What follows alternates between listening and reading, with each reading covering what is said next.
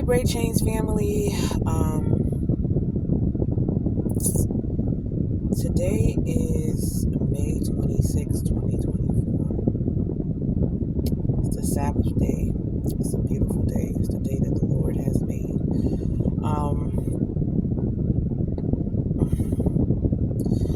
I just want to say, if nobody else tells you today, you are beautiful and you matter, and that if you feel like you are not loved or appreciated, just know that God loves and appreciates each and every one of you. I'm doing this video out of a heavy heart. Honestly, I don't even want to talk about this. God has been laying it on my heart all week, and he also gave me a warning Thursday that I better do what he say. And I'm just like, okay, God, because like I said before in another video, I did not choose this calling.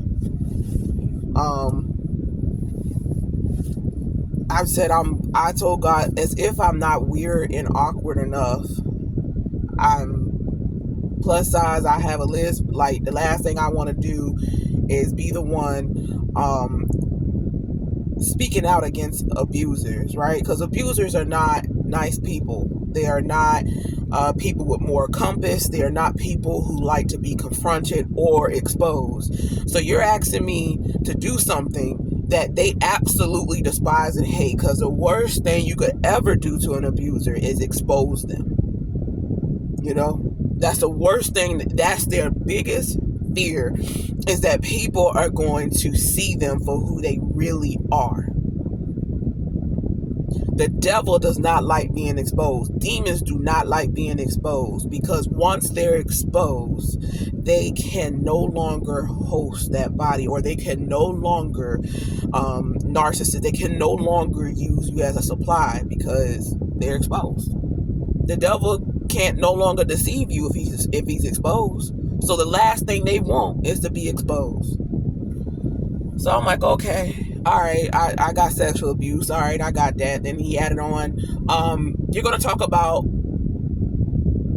physical abuse. I'm like, okay, I really don't feel like I can talk about that, because I didn't really experience, I never experienced like domestic violence. And, God worked with me on that just because I haven't myself experienced it doesn't mean I can't speak on it and speak up for other people and be against it and help, survivors. All right. And he said, it's going to turn, okay, now we're going to talk about the emotional, mental and stuff. I'm like, okay, that makes sense. And then he said racism. I said, wait.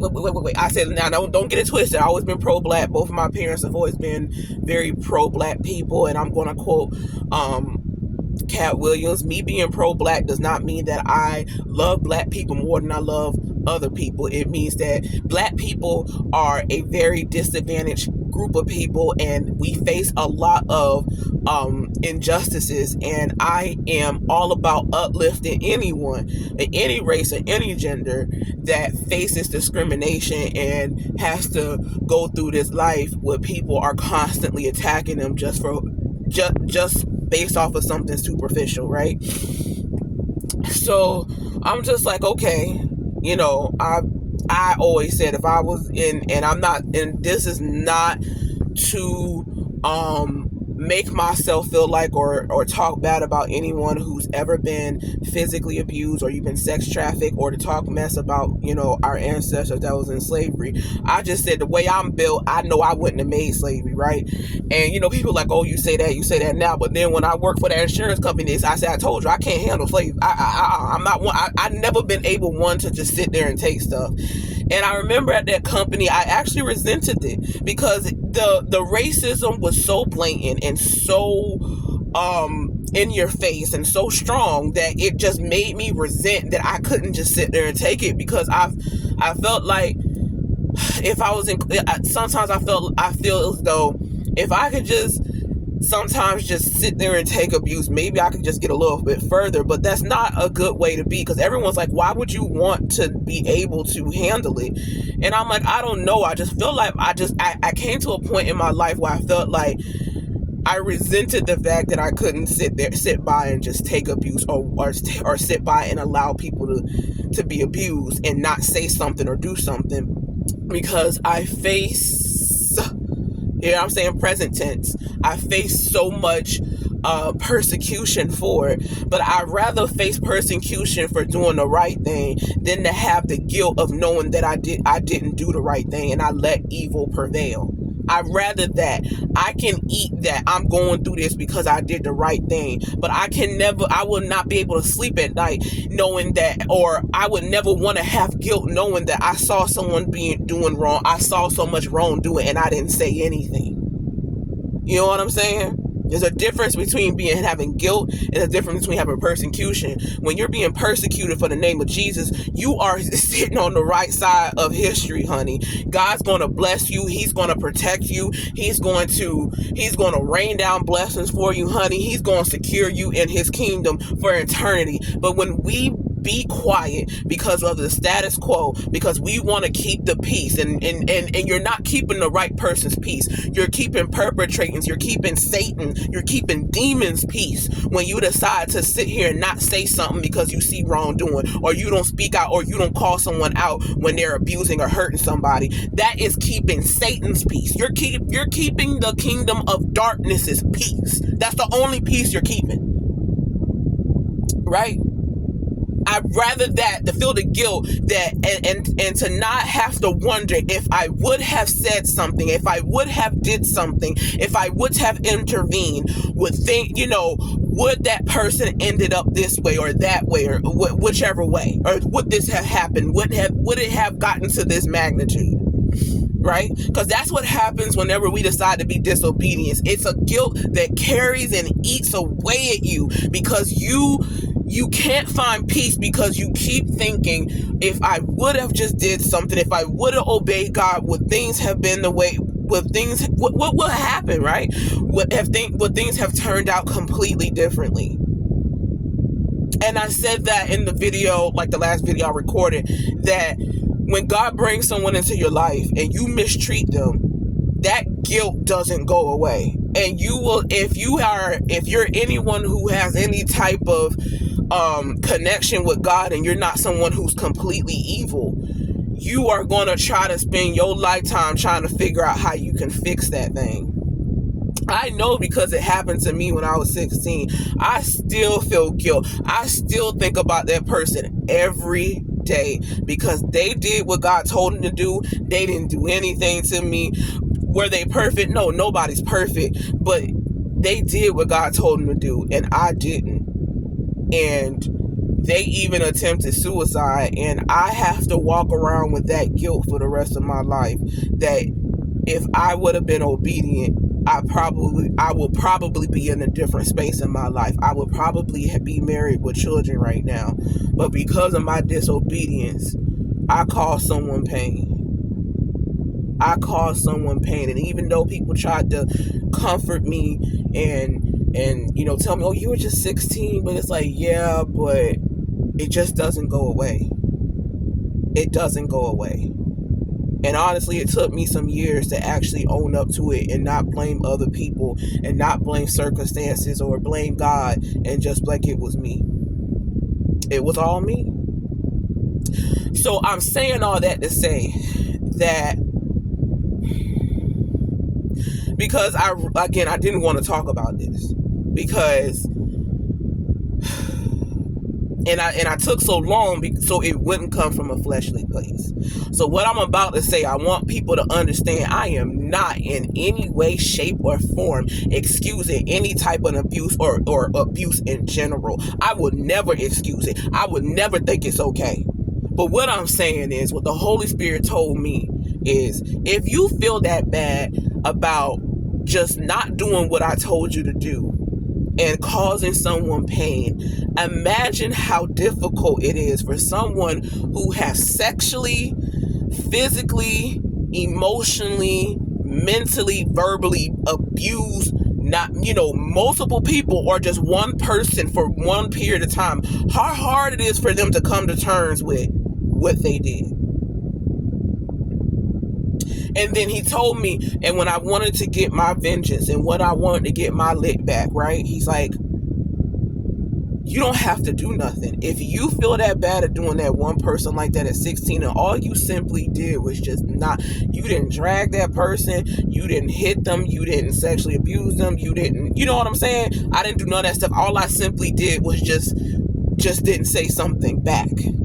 He said, imagine how much guilt people feel when they gonna look back and realize how they did you and you did nothing to them and you were just being obedient. Imagine how much guilt they feel every day. And you did that, and you and how much they gotta live with that for the rest of their life. And I don't know who needs to hear this too. Well, all of us who has experienced abuse, and we are survivors, or I call myself a victor. I'm a victor of abuse. Okay, honey. I won. I got the victory. I won the victory, honey. Because I didn't let it keep me down. I didn't let it destroy me. For those of us who are victors, right? And we think about sometimes when we get triggered and we want to get our lit back. And what I mean by this, when I say get my lit back, I mean get vengeance outside of God. Because God, the battle's not yours, it's his. Vengeance is the Lord's. So when I say get your lit back, I mean doing something outside of what God told you to do and how to handle it. Calling the police, calling someone out, addressing someone, telling on them, telling the proper authorities or the proper, whoever on them is not getting your lit back. That's holding someone accountable and saying what you're doing is wrong, and I refuse to let you do this to someone else. So I'm going to stop you. I'm going to do everything I can to stop you from doing this to somebody else. That's not getting your lit back. I mean going outside of the will of God. That's what I mean. But those of us who have, who struggle with not trying to get our lit back, I'm going to tell you what God tells me all the time. They got to live with that. They got to live with how they treated you. Nothing you say or do is going to ever be able to ease the pain of how they treated you. They may try to walk around now like you're the problem, and and they may try to turn things around to make it seem like, it's you. But trust me, there's going to come a time and a place when they are going to be alone with them and God. And they're going to have to, and God's going to lay them out, or he's going to put them in a position where they're going to have to come face to face and really deal with what they did to you. They're going to have to look in the mirror and look at themselves, not who they thought they were or who they pretend to be, but they're going to eventually going to have to come face to face of who they really are and what they really did to you and other people. And honey, that's worse than anything that you could ever do to somebody. Don't get your retaliation. Don't get your lit back. Because honestly, all that person's going to do is like, that's going to give them validity for how they treated you or how they did you. Oh, see, she not that nice. Or, see, that's why I did it. I knew she was like that. No.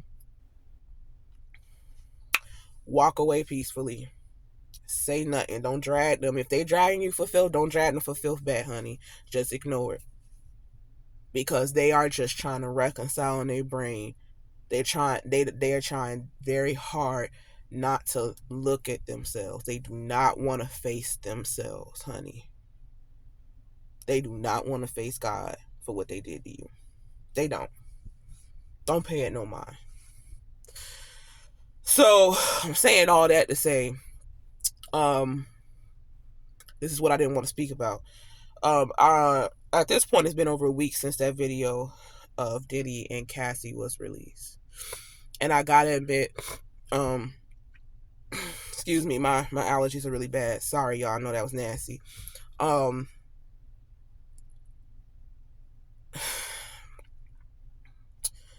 That video of Cassie and Diddy was very, very disturbing. And at first when I watched it, it didn't really faze me too much. But after I kept watching commentary, after I kept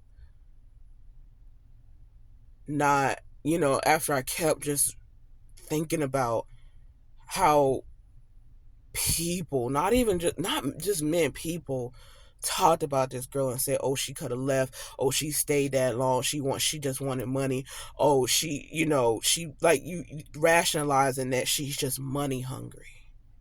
And then you seen that lady try to run for her life, and that man yanked her to the floor and proceeded to kick her. And she's not even fighting him back. You can tell she's just out of it. I don't know if she had just learned that the beatings are not as bad if you don't fight back, and she just kind of just like, okay, maybe if I'm just gonna lay still, and maybe if I lay still, he won't continue to beat me. Because what you saw was a woman who was used to it, who was tired and wanted out of that. And the man yanked her. He came out in his towels and socks. That's how serious he was about her. You're not leaving. And y'all got the nerve to say that woman stayed because of money, or you call her a gold digger. She had aspirations of being a singer, and that man signed her with a 10 album contract and only let out one. And y'all gonna say she just came after him for money? No, she came after what he owed her, what he stole from her. No amount of money is gonna be able to be enough for what she went through. It will never be enough.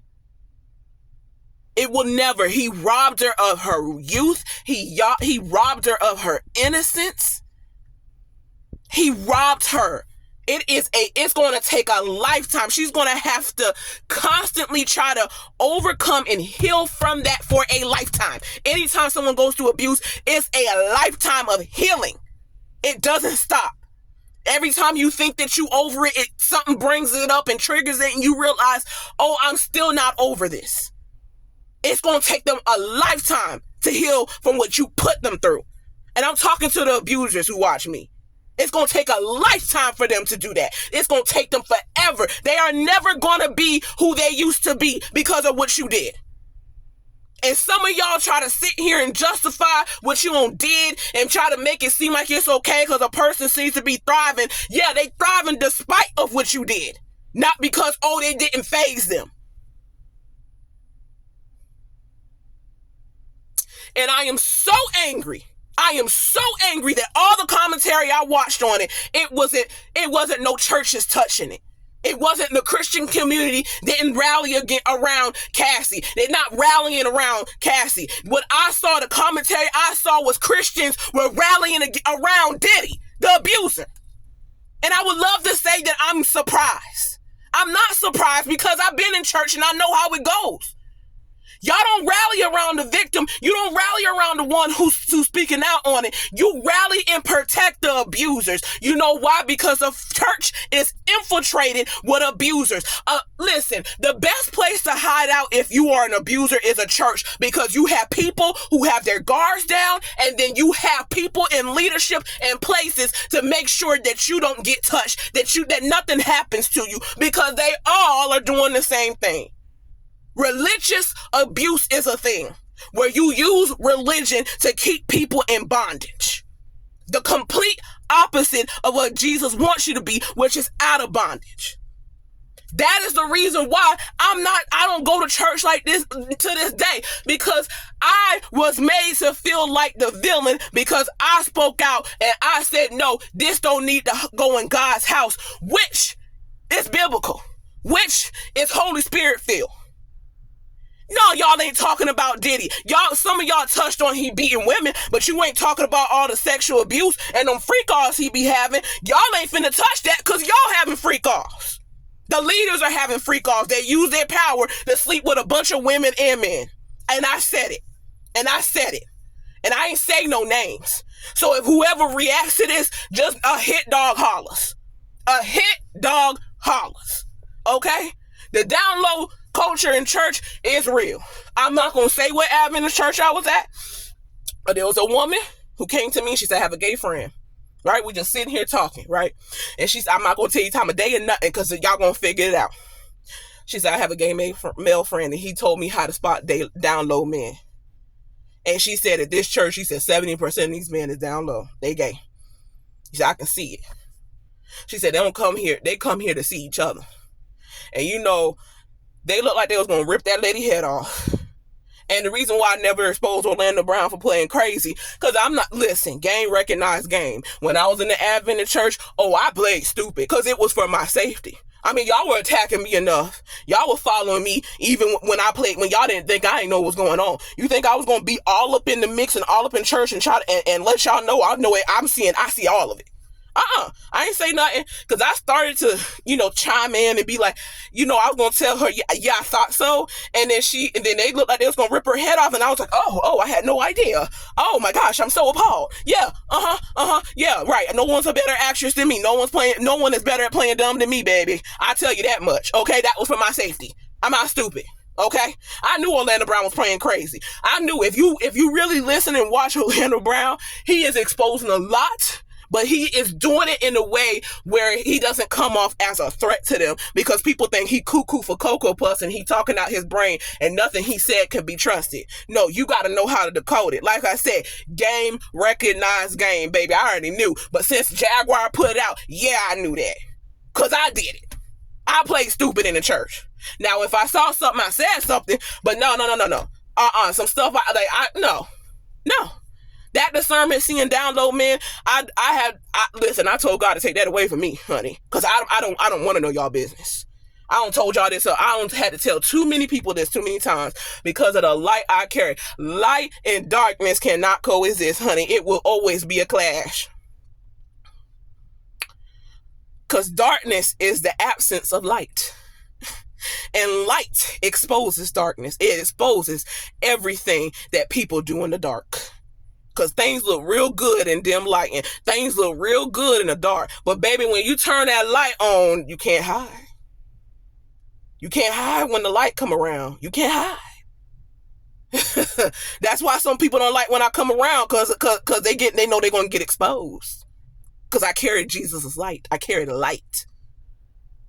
That's why Jesus said, don't hide your light under the bushel. Don't let your light shine. Do not ever hide your light to make people feel comfortable. If they uncomfortable, that's on them, boo. That's a them problem, not a you problem, honey. It's not. And the fact that the church is not rallying around because they feel like, she was permitted.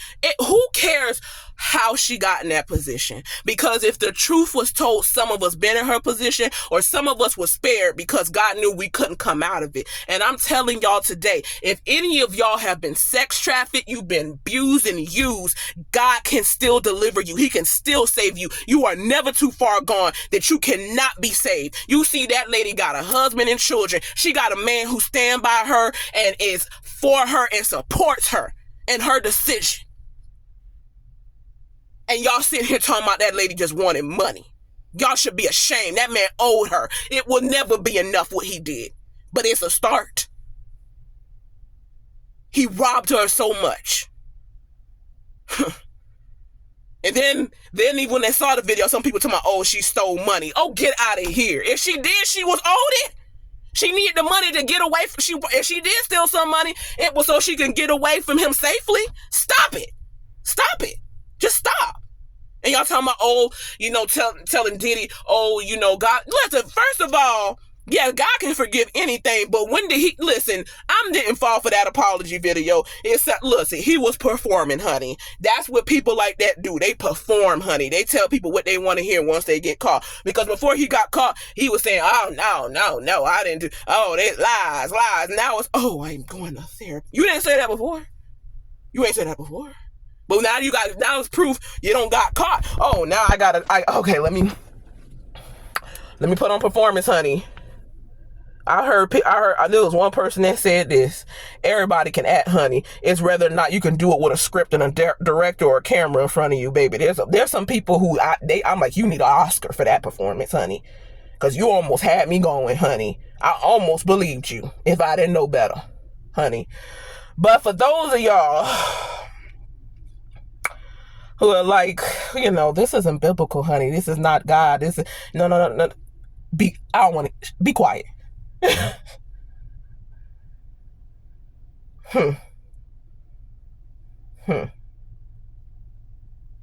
and it says Hubaka, I don't know. Y'all know who I'm talking about. Shoot.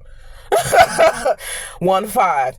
You shall not follow a crowd to do evil, nor testify in a dispute, so turn aside after many to pervert justice. In other words, don't you be sitting here just going with the status quo in church, or sitting here letting somebody do all this stuff, or testify in a way, or say something that is going to pervert justice being done to that person.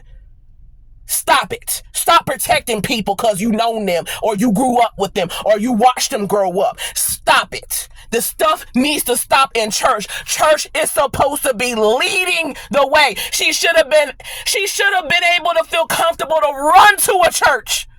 But no, she's got to run to outside places because the church ain't doing what they supposed to do, because they allowed Satan to get a foothold in it and to pervert it to the point that we protect the abusers more than we protect the abused, and it has to stop. I am never going to stop talking about that. If you don't like it, don't listen. Don't listen, but the truth going to be told anyway. Stop it. And y'all see the ones who was protecting Diddy, right? You see the ones who was caping for Diddy, right? And then they stuff came out and you said, oh, that's why they was caping. Yes. Only abusers protect other abusers, sweetie. I don't care how long you know. I don't care if the person baptized you and your kids. Listen. Y'all better open your eyes and see that God is not pleased. He's getting ready to do something in his churches, honey. He is tired of the foolishness. He is tired of people coming who are hurt, who are thirsting to see Jesus, and they are coming to church and they're meeting Satan. They're meeting Satan. And they take it out on God, and they think that God is not real and he's real. It's just that his real people is not standing up. I don't want to hear, oh, the wheat and tares grow together. Yes, in that verse, when Jesus is talking, he said wheat and tares come together, and that when the harvest is right, he has to come and separate it. Honey, the church is no longer wheat and tares, honey. It's not supposed to be obvious that you know who the tares are and you don't say nothing. That's not what he was talking about. He was saying don't go to quickly judging people and saying someone is evil. He says when it's time, I will reveal who's evil. But y'all, he reveals what's evil, but y'all turn the other way. And then wonder why y'all can't keep nobody in church. Because you're infiltrated with this perversion. That's why. Nobody want to do that. People came to church to see Jesus. They ain't come to see you naked. They ain't come to see you. They wanted Jesus. They came here to see him. They want to hear from him. They want to be healed. They want to be delivered for something. They need comfort. But instead, y'all are trying to hold on, let me clean up my language. You're just trying to get your needs met. You just trying to get one off. I'ma say it. You just trying to get one off. Instead of helping people and seeing that they're in bondage. Instead of breaking them out of bondage, you're putting them in more bondage. You're putting them in more bondage. Because now they feel like, well, that's just the way my life is. I tried to go to church and do right, and I didn't. And you know what? I got into more sin. So I guess it's just how it is, how it's going to be. And God said, no. Stand up for yourself. Go to another church. Find somewhere else. Don't fall into that church. Oh, it's the true church. You got to be here. If it's a true church, then y'all wouldn't be allowing all this stuff to be going on. You be uploading all of God's laws. Not just the ones that make you look good and cherry pick. That's not going to expose you. Come on now. Come on. Huh. Whew. Come on. Come on with it. I don't care. I know I'm going to get attacked. I don't care, honey. You ain't going to hurt my feelings, because nothing that God built up, a man can't tear down, honey. Ain't nothing you can say or do to me that y'all haven't done to me 10 times over, honey, because I stopped having respect for anybody in the church years ago. So ain't nothing you can say or do that's going to make me retract this or say, oh, I went too far. No. No. And I'm going to say, no. I'm going to be like Beyonce, I ain't sorry. I'm going to be like Demi Lovato. Sorry, I'm not sorry. Okay? Like, comment, subscribe, share, follow, and I'll catch y'all the next one.